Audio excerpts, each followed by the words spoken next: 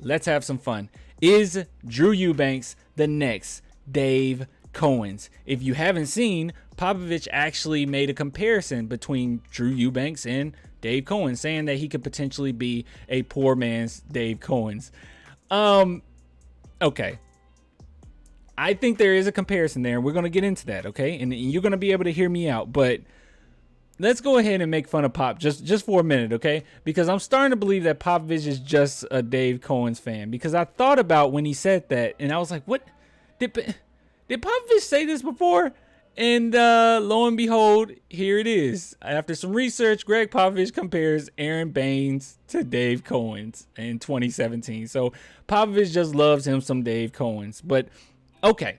There is a comparison there. All jokes aside, there is a comparison to make. Now, let's go ahead and go to Dave Cowens' stats. Now, as you can see, some of his stats are missing because he played in 1922. I am kidding. He played in the 70s, okay?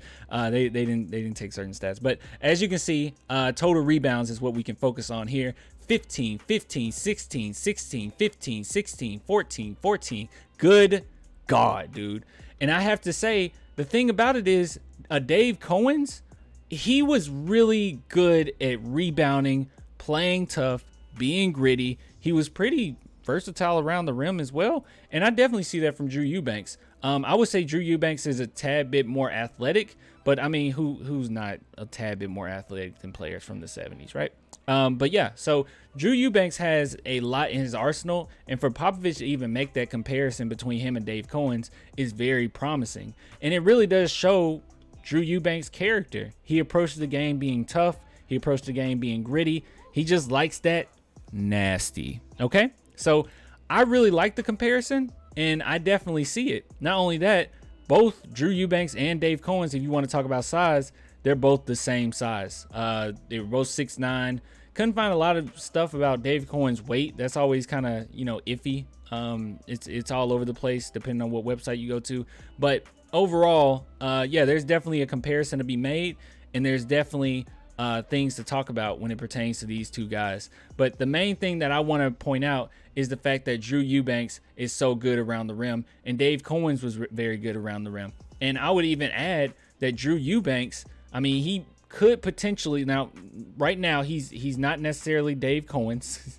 he's not near Dave Cowens yet, but I will say this: if he can get even like 75% of a Dave Cowens, like Popovich said, a poor man's Dave Cowens, he will be much nastier than Dave Cowens because he also has an outside shot. Now, back in the day, obviously they didn't shoot threes. They didn't take it. They didn't even take that stat because it was like in 1922.